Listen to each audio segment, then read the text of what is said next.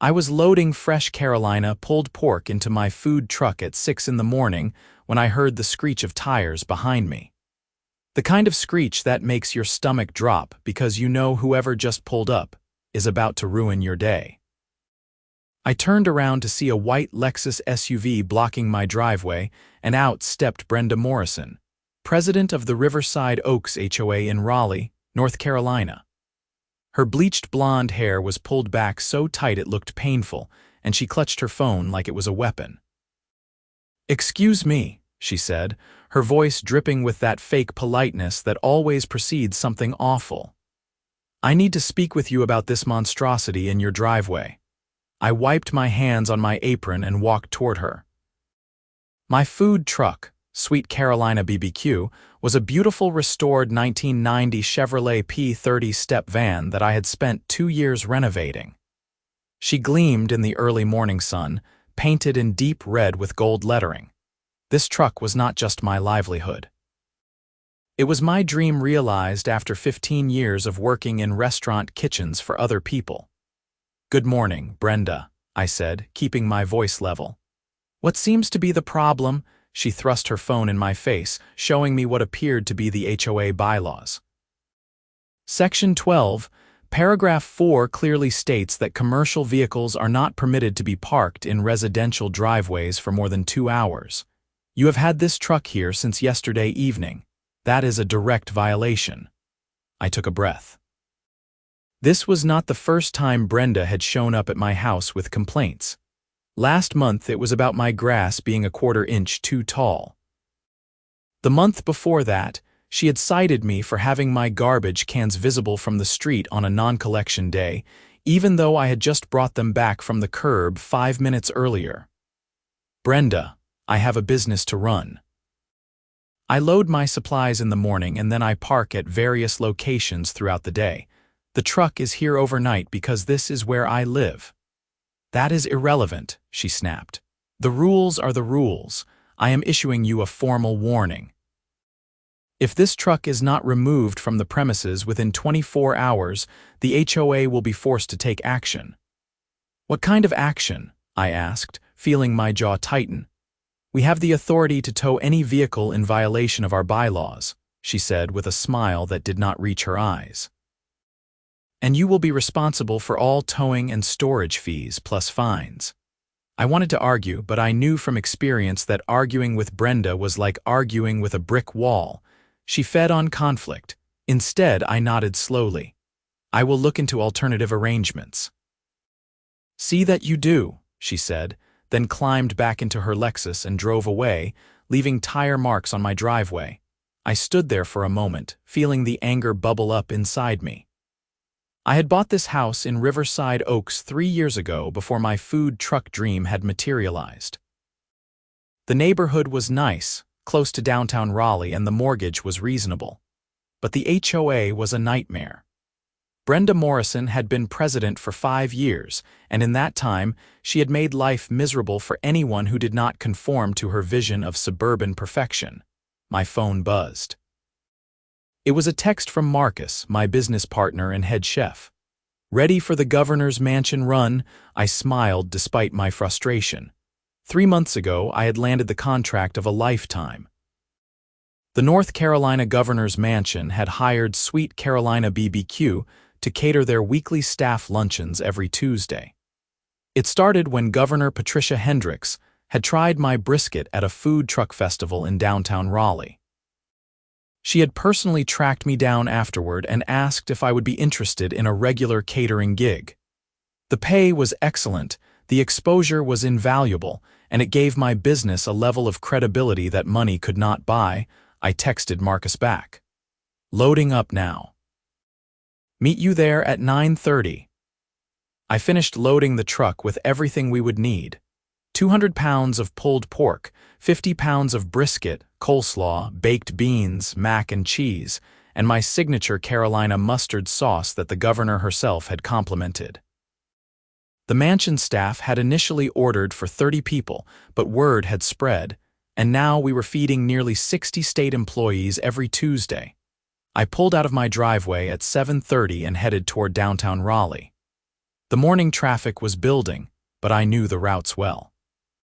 I stopped at 3 different locations throughout the day. Tuesday mornings were the governor's mansion, Tuesday afternoons were at the state government complex, and evenings I usually parked near the university where college students lined up for my loaded brisket fries. Marcus met me at the mansion gates. He was a tall guy with a shaved head and the kind of smile that put everyone at ease.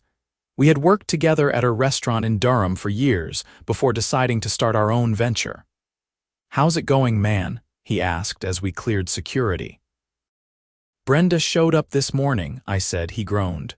"What now? Threatening to tow the truck if I keep parking it in my driveway." "That woman needs a hobby," Marcus muttered. "Can she actually do that?" According to the HOA bylaws, apparently yes. We pulled around to the service entrance of the mansion. The head of staff, a woman named Dorothy Chen, greeted us warmly. She was in her 50s, efficient and kind, the type of person who remembered everyone's name and dietary restrictions. "Good morning, gentlemen," she said. "We have a full house today. The governor is hosting a luncheon with several state senators, so we will need extra portions." "We have got you covered," I said. We spent the next 2 hours setting up, heating, and serving. The kitchen staff at the mansion always helped us, and the atmosphere was professional but relaxed. Governor Hendricks stopped by briefly to say hello, as she often did. She was a sharp woman in her early 60s with silver hair and a no-nonsense demeanor that had won her election by a landslide. "How is business treating you?" she asked, sampling a piece of brisket. "Very well, Governor, thank you for this opportunity." "Nonsense. Your food speaks for itself. My chief of staff has been asking if you would consider catering a fundraiser next month." My eyes widened. "I would be honored." She smiled. "Dorothy will send you the details. Keep up the excellent work." As she walked away, Marcus elbowed me. "Did the governor just ask you to cater a fundraiser?" "I think she did," I said, still processing it. We finished the service, cleaned up, and headed out. The day continued as usual. We parked at the government complex for the lunch rush, sold out of pulled pork sandwiches by 2 in the afternoon, then headed to the university for the dinner crowd. By 8 o'clock, I was exhausted but satisfied. We had made good money, received dozens of compliments, and secured another high-profile event. I drove the truck back to my house in Riverside Oaks, parked it in my driveway, and went inside. I showered, ate leftover brisket, and collapsed into bed. The next morning, I woke up to my doorbell ringing insistently. I glanced at my phone. It was 6:15 in the morning. Who the hell was at my door this early? I stumbled downstairs and opened the door to find Brenda Morrison standing there with 2 men in uniforms. Behind them was a massive tow truck idling in the street. "What is going on?" I asked, suddenly very awake. "As I informed you yesterday, your commercial vehicle is in violation of HOA regulations. Since you have failed to remove it, we are exercising our right to have it towed." "It has not even been 24 hours, I protested. She checked her phone with exaggerated precision. "I spoke with you yesterday at 6:07 in the morning. It is now 6:16. That is over 24 hours. By 9 minutes. "The bylaws do not provide exceptions for tardiness," she said coldly. "Gentlemen, please proceed." The 2 men from the towing company looked uncomfortable, but they walked toward my truck. I stepped in front of them. "You cannot do this," I said. "That truck is my business. I have a contract with the governor's mansion. I have customers expecting me today." Brenda's eyes gleamed with satisfaction. "Perhaps you should have thought about that before violating the HOA rules. Now please step aside or I will call the police for obstruction." I wanted to physically stop them, but I knew that would only make things worse. I pulled out my phone and called Marcus. "They are towing the truck," I said when he answered. "What? Who?" "The HOA, Brenda Morrison. I need you to get here now. On my way." I watched helplessly as the tow truck operators hooked up my food truck. My beautiful truck, my livelihood, my dream, was being dragged away while Brenda stood there with her arms crossed, looking like she had just won the lottery. "Where are you taking it?" I demanded. One of the operators handed me a card. Riverside Towing and Storage. You can retrieve it once you pay the towing fee and storage costs. How much? $500 for the tow, plus $100 per day storage. My blood ran cold. $500. Commercial vehicle rates, Brenda said sweetly. Plus you will owe the HOA a $1,000 fine for the initial violation and $200 for each day it was in violation before we took action. That is insane. That is policy, she corrected. I suggest you review the bylaws more carefully in the future. Have a nice day. She walked back to her Lexus and drove away. The tow truck operators finished hooking up my truck and drove off. I stood in my driveway in my pajamas, shaking with rage. Marcus arrived 10 minutes later. Where is it? Gone. They took it to Riverside Towing. How much to get it back? I told him. He swore loudly. We have to get it back today, he said. We have the government complex lunch service, not to mention all our supplies are in that truck. I know, I said, running my hands through my hair. Let me call the towing company. I called the number on the card. A bored-sounding woman answered. Riverside Towing. You just towed my food truck from my driveway. I need to get it back immediately. Okay, do you have the tow authorization number? No, the HOA arranged the tow. Then you will need to contact them for the authorization number. Once you have that, plus payment for towing and one-day storage, you can retrieve your vehicle during business hours. What are your business hours? Monday through Friday, 9 to 5. I looked at my watch. It was not even 7 in the morning yet. I cannot wait until 9. I have a business to run. I am sorry, sir. Those are our hours. I hung up and immediately called Brenda. It went straight to voicemail. I called the HOA management office. Another voicemail. It was too early for any business to be open.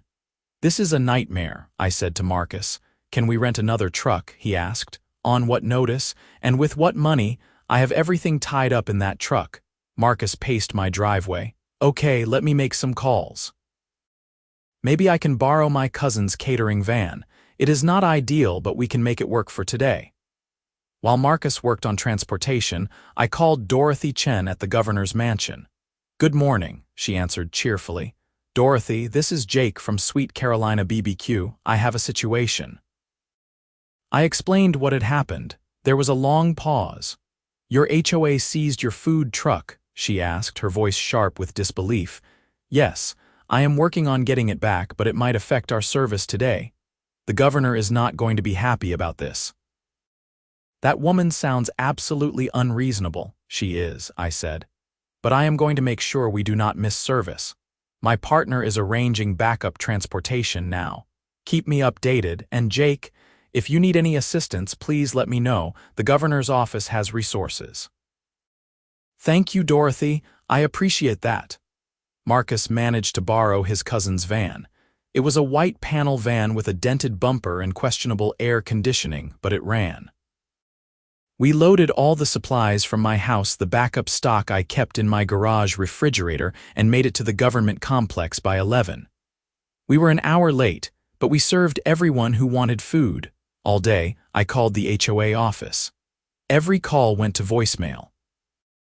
I called Brenda directly a dozen times. Voicemail. She was avoiding me deliberately. By 8 o'clock that evening, I was furious and exhausted. Marcus and I had managed to serve all our locations using the borrowed van, but it was a nightmare. The van had no cooking equipment, so we had to prep everything at my house, transport it hot, and pray it stayed at safe temperatures. We lost money because we could not prepare food on site, which meant we could not serve as many customers. Several regulars had asked about the truck, and I had to explain what happened. Word was spreading, and not in a good way. I drove back to Riverside Oaks and parked the van in my driveway. I was about to go inside when I noticed something. There was a letter taped to my front door. It was from the HOA. A formal notice stating that I now owed $1,200 in fines for the initial violation, plus an additional $500 for failure to rectify the violation within the specified time frame. There was also a warning that if I parked any commercial vehicle in my driveway again, I would face immediate towing and additional fines. I crumpled the letter in my fist. This was extortion. This was Brenda Morrison on a power trip, and she was destroying my business for no reason other than her own twisted satisfaction. I spent the next day trying to resolve the situation. I finally got through to the HOA management office around noon. The woman who answered was sympathetic but unhelpful. "Mr. Patterson, I understand your frustration, but Mrs. Morrison is acting within her authority as HOA president. The bylaws do prohibit commercial vehicles in driveways." "I have seen contractors park work trucks here overnight," I argued. "I have seen people with boats and RVs. Why am I being singled out? Mrs. Morrison has discretion in enforcement matters. So this is personal?" "I did not say that, sir. But it is true. She has had it out for me since I moved in." There was a pause. "I would recommend attending the next HOA board meeting. You can petition the board to amend the bylaws or request an exception." "When is the next meeting?" 2 weeks from tomorrow." 2 weeks? I cannot wait 2 weeks. I need my truck back now." "I am sorry, Mr. Patterson." "That is the best I can offer." I hung up and immediately called Riverside Towing. I had the money to get my truck back. Barely. It would wipe out most of my savings, but I had no choice. "I am ready to pay and retrieve my vehicle," I told the woman who answered. "Okay, let me pull up your file." "Vehicle was towed yesterday morning, so that is 2 days storage." "It was towed yesterday." "How is that 2 days? We count the day of the tow as day 1. Today is day 2. I bit back a scream. "Fine. So that is $500 for the tow plus $200 for storage, $700 total. Plus the release fee."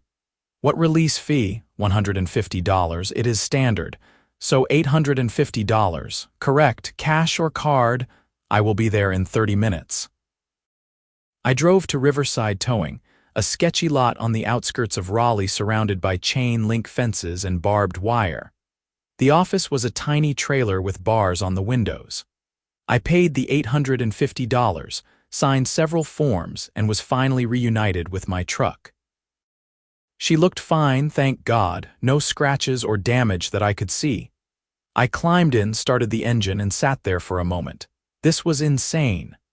I had just paid nearly $1,000 plus the HOA fines because Brenda Morrison decided to flex her authority. My phone rang. It was Dorothy Chen. "Jake, I heard what happened. The governor would like to speak with you." My heart skipped. "The governor?" "Yes, can you come to the mansion tomorrow morning? Say 9 o'clock, of course, I will be there." I drove home with my truck, but I did not park it in my driveway. Instead, I parked it 3 blocks away on a public street. It killed me to do it, but I was not going to give Brenda the satisfaction of towing it again. The next morning, I dressed in my best clothes khakis and a button-down shirt and drove to the governor's mansion. Dorothy met me at the entrance and led me to a small office off the main hallway. Governor Hendricks was sitting behind a desk, reading something on her tablet. She looked up when I entered and gestured for me to sit. "Mr. Patterson, Dorothy has informed me about your situation with the Riverside Oaks HOA."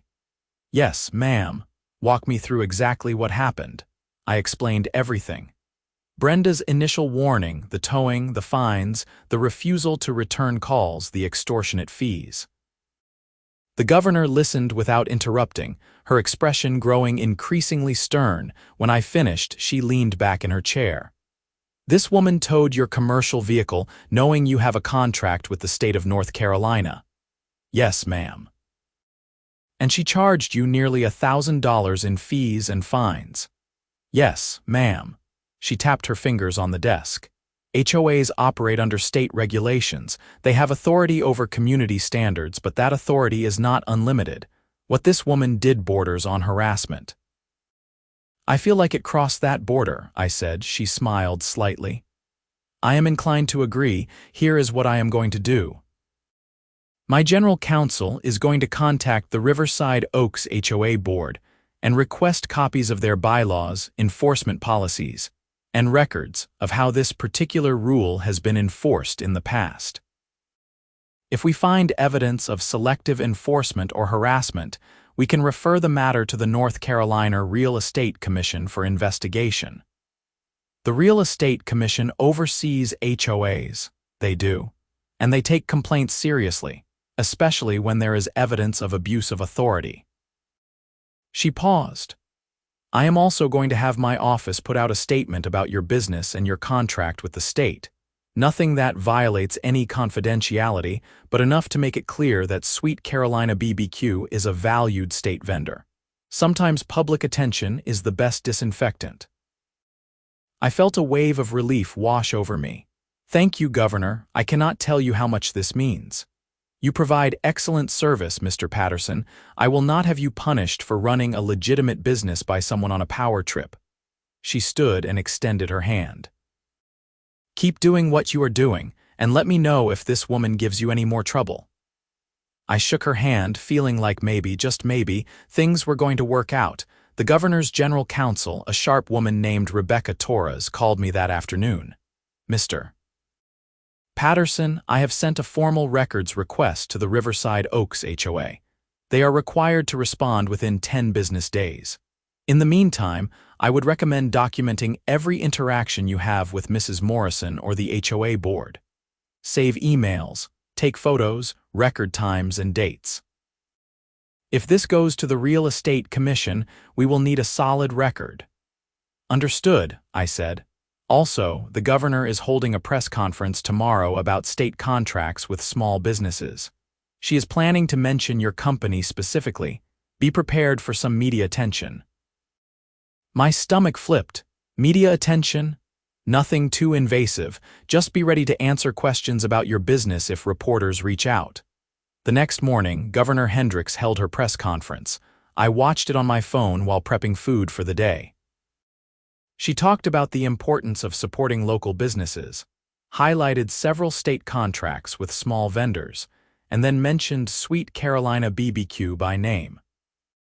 We are proud to work with entrepreneurs like Jake Patterson, whose food truck, Sweet Carolina BBQ, has been providing exceptional catering services to the governor's mansion and state employees for the past several months.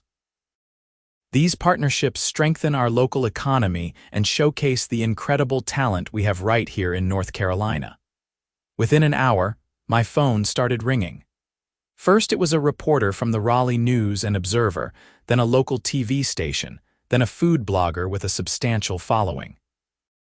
I gave brief interviews, kept things focused on the business, and did not mention the HOA situation.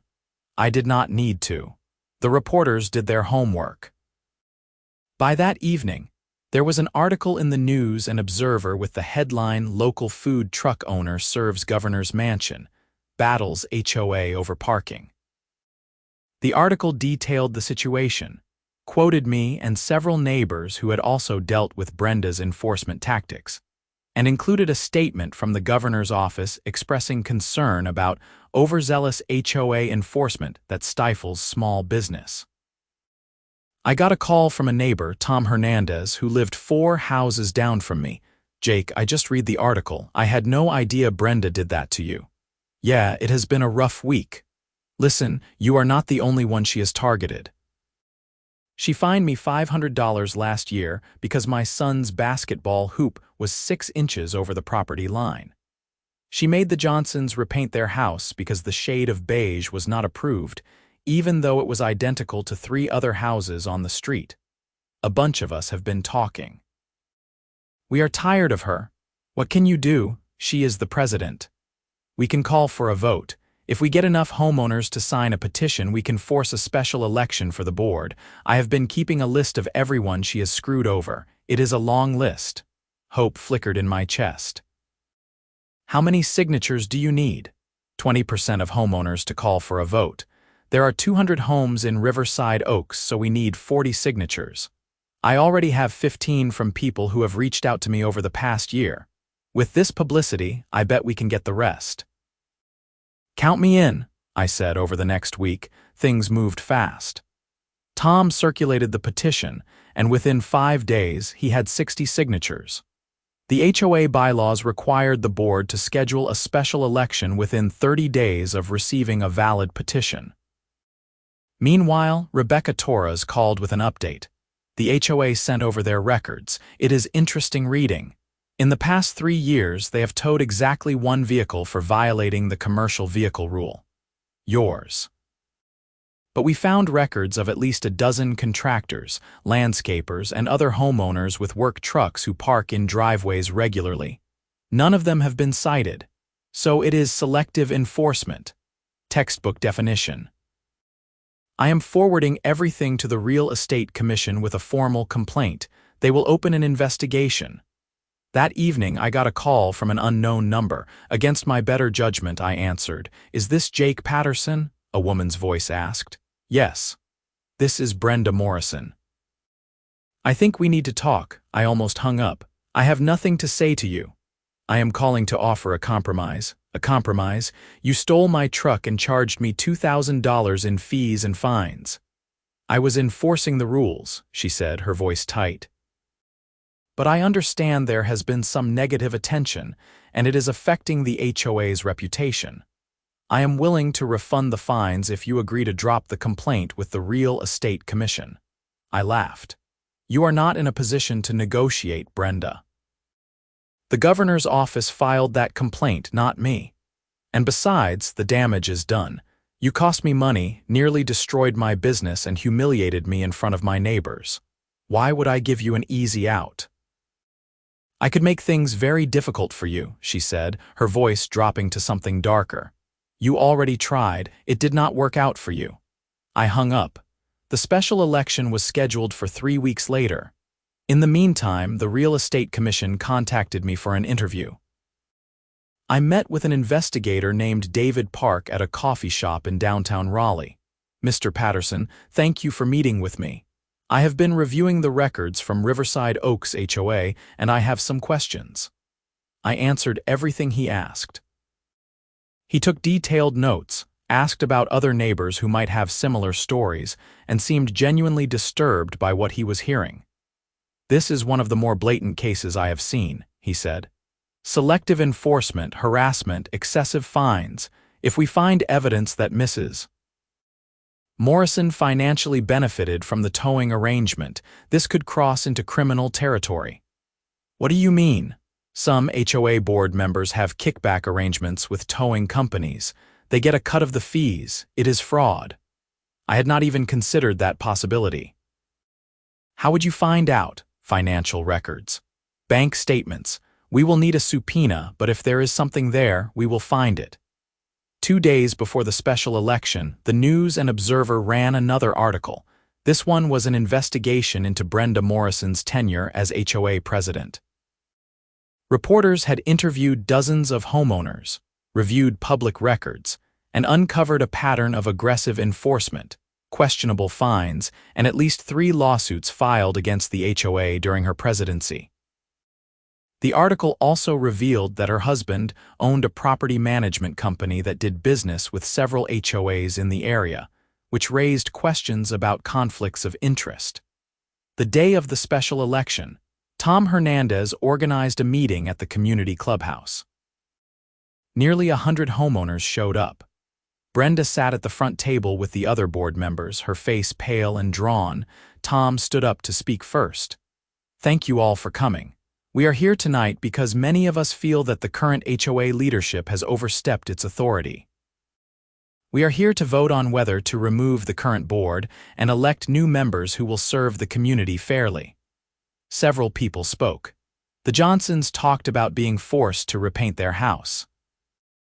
A retired veteran named Carl Dixon described how Brenda had fined him for displaying an American flag that was too large according to some obscure bylaw.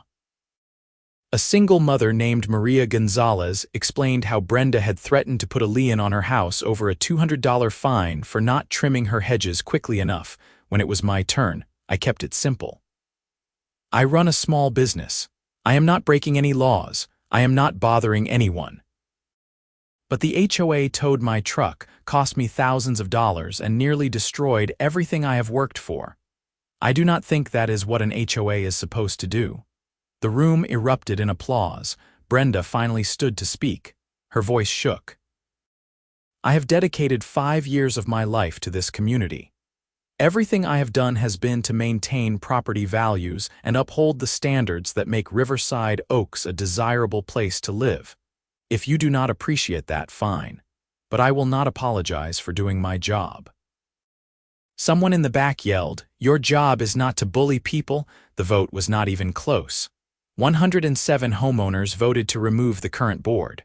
12 voted to keep them. Brenda Morrison was out. New board members were elected on the spot.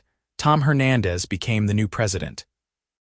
One of his first motions was to amend the commercial vehicle bylaw to allow homeowners to park work vehicles in their driveways as long as they were not operating businesses that created excessive noise or traffic. The motion passed unanimously. I drove home that night feeling lighter than I had in months. I parked my food truck in my driveway, right where it belonged, but the story was not over yet. 3 weeks later, David Park from the Real Estate Commission called me. "Mr. Patterson, I wanted to update you on our investigation. We found evidence that Mrs. Morrison had a financial arrangement with Riverside Towing. Her husband's property management company received monthly payments from the towing company in exchange for referrals from multiple HOAs. Over the past 3 years, they made approximately $80,000 from these kickbacks." I sat down hard. "That is illegal, right?" "Very. We have referred the case to the district attorney's office. They will decide whether to file criminal charges." "What happens to me?" "To the other homeowners she fined. The HOA can pursue civil action to recover funds. You should consult an attorney about joining any class action lawsuit if one is filed." I called Tom Hernandez immediately. He was already on it. Within a week, he had organized a meeting with a lawyer who specialized in HOA disputes. 15 homeowners, myself included, joined a lawsuit against Brenda Morrison, her husband, and Riverside Towing for fraud, racketeering, and unjust enrichment. 6 months later, the district attorney filed criminal charges against Brenda and her husband. The case made headlines. Former HOA president charged in towing kickback scheme. The trial took place the following spring. I testified about what happened, as did several other homeowners.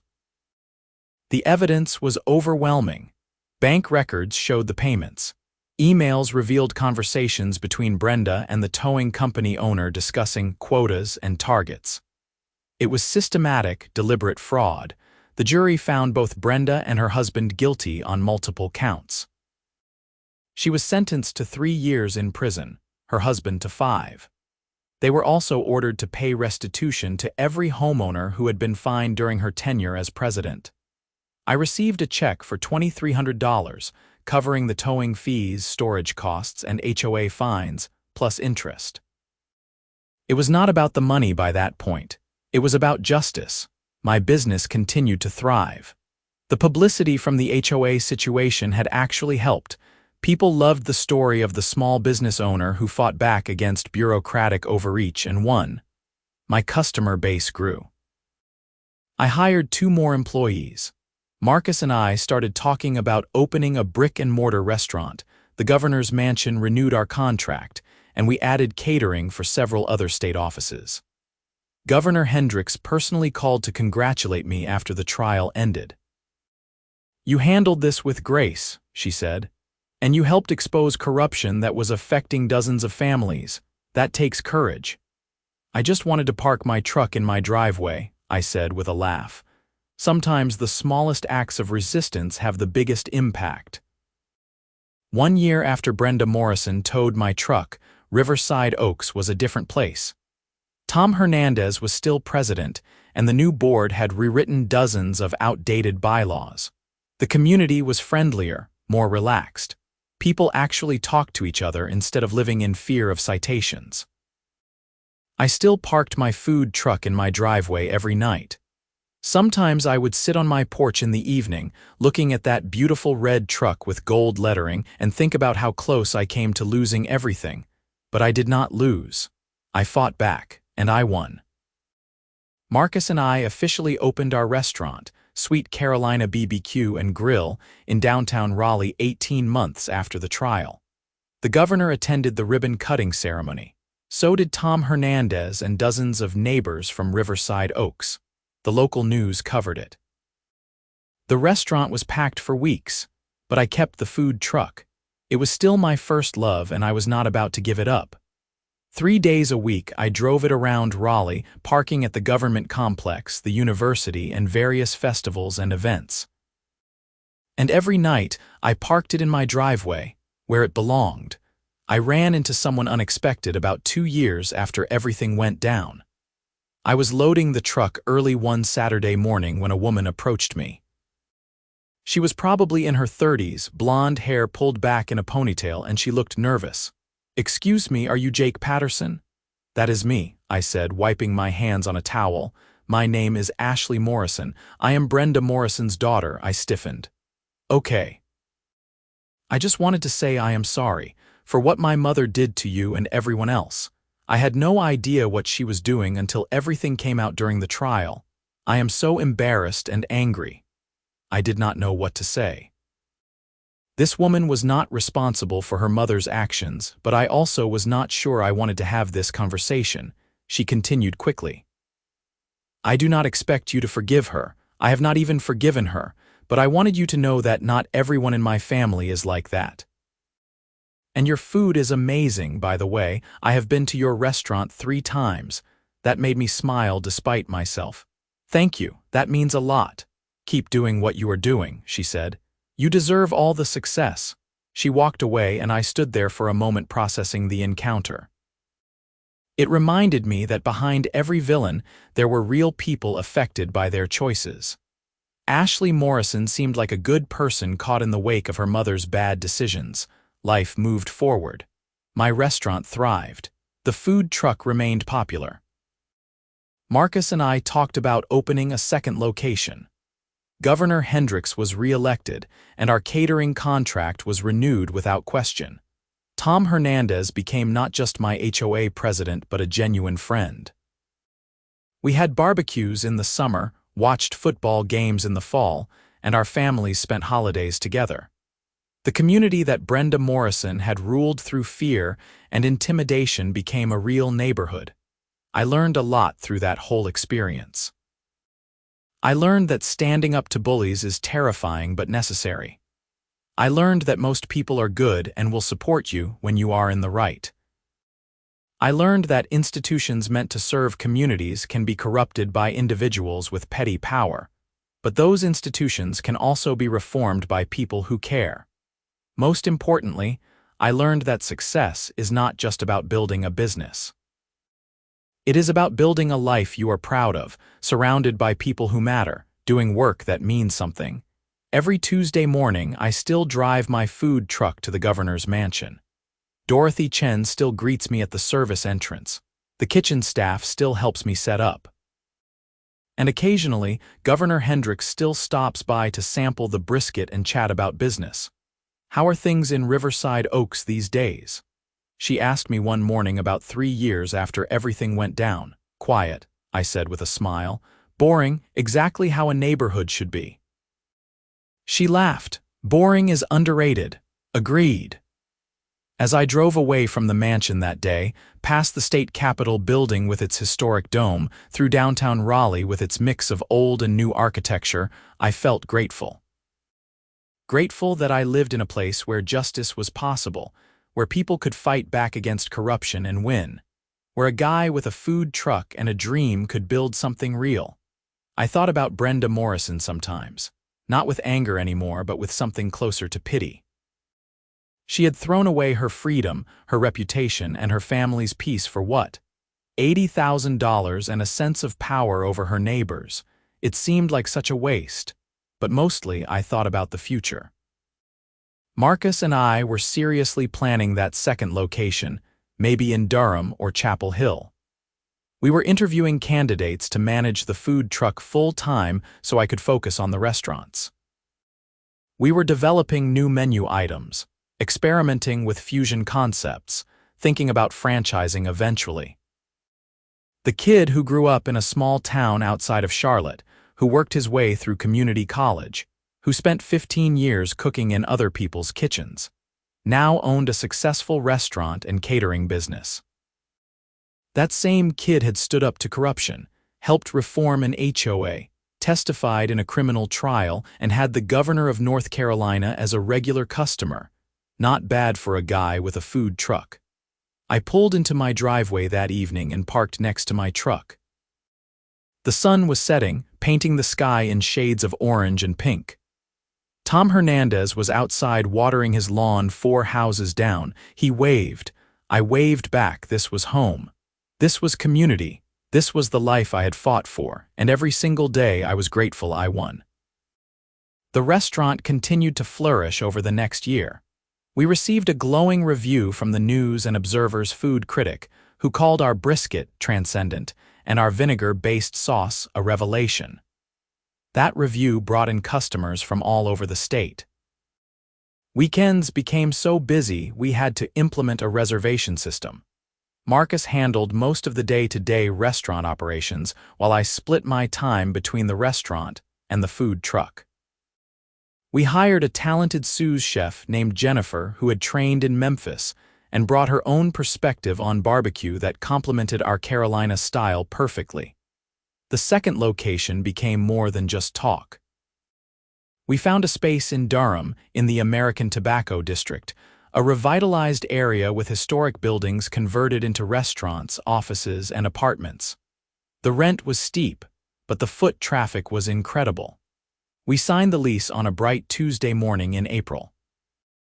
"This is really happening," Marcus said as we stood in the empty space that would become Sweet Carolina BBQ Durham. "This is terrifying," I replied. He laughed. "Same thing, man, same thing." We spent 4 months renovating. The build-out was expensive and stressful, with the usual contractor delays and permit issues. But by August, we were ready for a soft opening. Governor Hendricks could not attend the Durham opening because of scheduling, but she sent a bottle of champagne and a handwritten note that I framed and hung in the restaurant. It read, "To Jake and Marcus, congratulations on your continued success.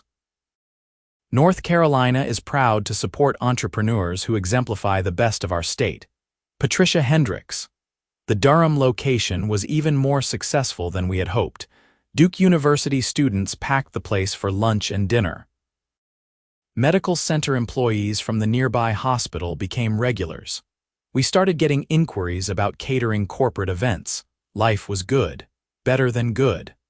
I had gone from 1 food truck to 2 thriving restaurants in less than 5 years, but I never forgot where I started. Every Wednesday and Saturday, I still drove the food truck around Raleigh. Not because I needed to financially, but because I loved it.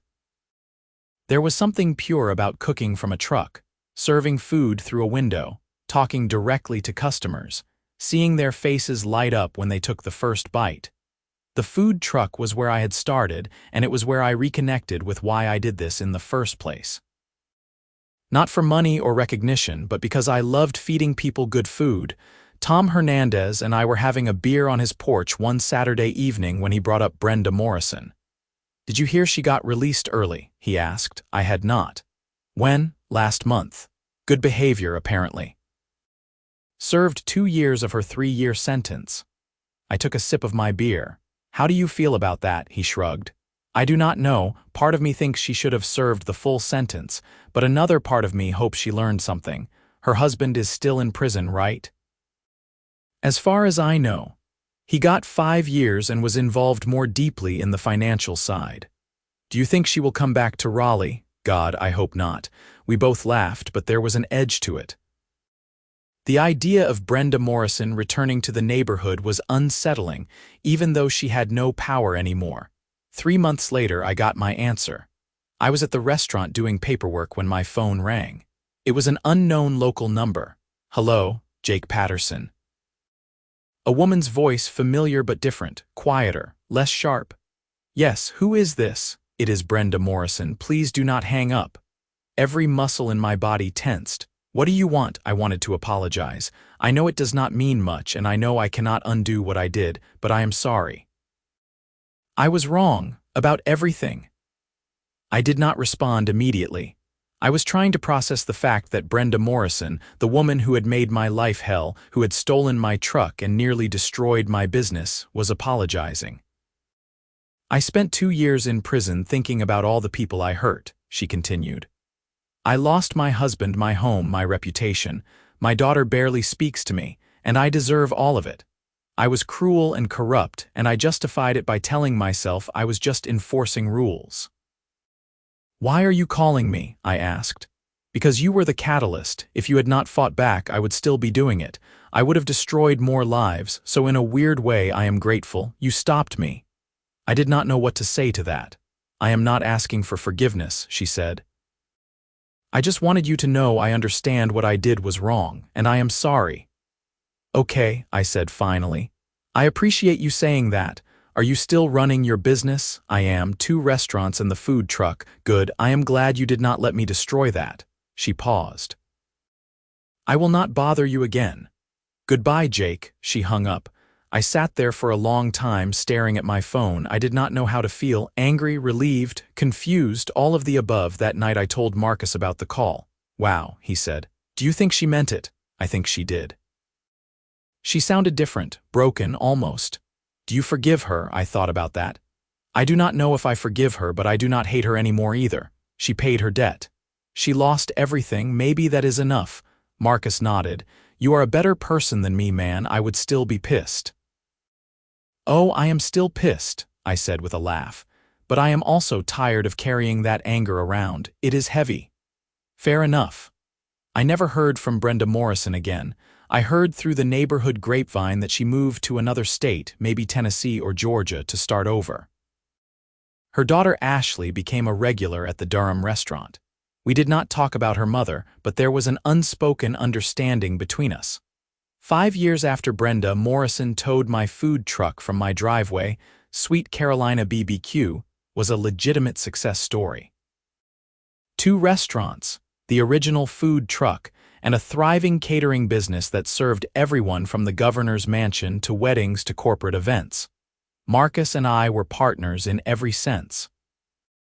We split ownership 50-50, made all major decisions together, and trusted each other completely.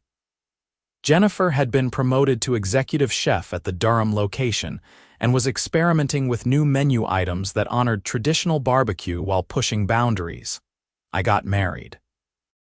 Her name was Rachel, and she was a graphic designer who had done some work for the restaurant.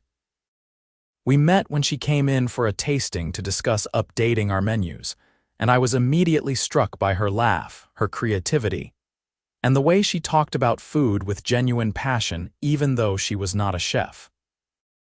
We got married at the Riverside Oaks Community Clubhouse, which felt fitting given everything that had happened there. Tom Hernandez officiated.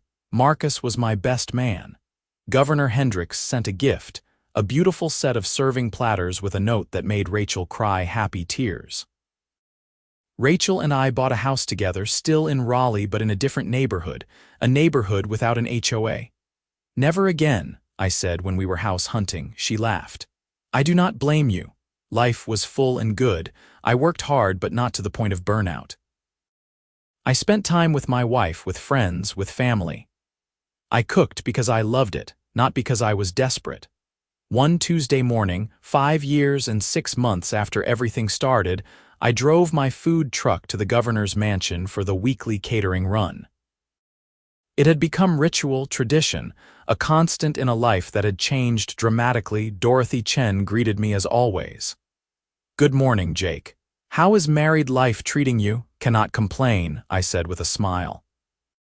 We set up, served lunch to the staff, and I was packing up when Governor Hendricks came to the kitchen. Jake, do you have a minute? Of course, Governor. She led me to the same small office where we had met years ago when this all started. I wanted to tell you personally before the public announcement, I am not running for re-election. I was surprised. Really? May I ask why? I have been in politics for 30 years. I have served 8 years as governor. I am tired and I want to spend time with my grandchildren before they are too old to think I am cool. She smiled. But I wanted to thank you. You reminded me why I got into public service in the first place, to help people like you. Small business owners, entrepreneurs, people working hard to build something, that is what government should support. You helped me more than you know, I said. I might have lost everything if you had not stepped in. You would have found a way, people like you always do. But I am glad I could help. She extended her hand. Keep doing great things, Jake. I shook her hand, feeling a mixture of gratitude and sadness. Governor Hendricks had been more than a customer. She had been an ally when I needed one most. The catering contract continued under the next administration, though the new governor was not as hands-on. That was fine. The business was not dependent on any single contract anymore. We had diversified, grown, built something sustainable. 7 years after Brenda Morrison towed my truck, Marcus and I opened a third location in Chapel Hill. We had mastered the formula by then. Good food, reasonable prices, excellent service, and a commitment to the community. We started a scholarship program for culinary students at the local community college, the same school where I had taken my first cooking classes years ago. Every year, we gave $5,000 to a student pursuing a career in food service. Pay it forward, Marcus said when we announced the program. That is what it is about. Rachel and I had our first child, a daughter we named Charlotte after the city where I grew up. Becoming a father changed me in ways I had not anticipated. I became more protective, more thoughtful about the future, more aware of the legacy I wanted to leave. I wanted Charlotte to grow up knowing her father had built something real, something honest, something good.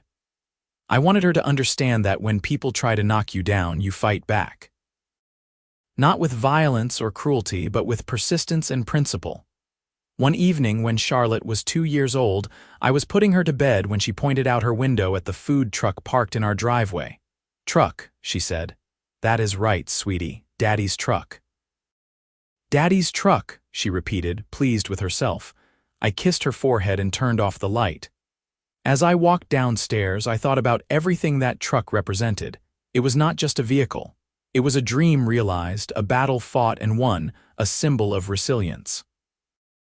I would tell Charlotte the story someday, when she was old enough to understand. I would tell her about Brenda Morrison and the HOA and the governor and everything that happened. I would tell her that sometimes people will try to stop you from achieving your dreams, but if you stand your ground, if you fight for what is right, you can win. I would tell her that success is not about money or fame. It is about building a life you are proud of, treating people with respect, and never letting anyone take away what you have earned. I walked out to the porch and looked at the food truck sitting in my driveway. Sweet Carolina BBQ, red paint and gold lettering, the truck that started it all. I smiled. This was my American dream. Not perfect, not easy, but real and hard-won and entirely mine. And nobody, not Brenda Morrison or anyone else, could ever take that away from me.